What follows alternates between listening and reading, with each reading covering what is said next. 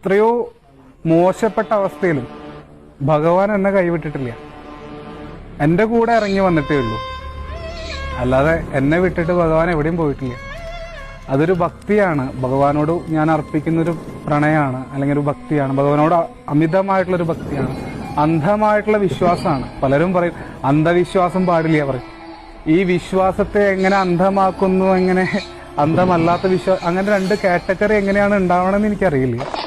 എന്തായാലും എൻ്റെ വിശ്വാസം, എൻ്റെ ഭക്തി രണ്ടും അന്ധം തന്നെയാണ്. അന്ധവും മാത്രമല്ല അനന്തവുമാണ്. എനിക്കറിയില്ല അത് വിഷ്ണുമായയുടെ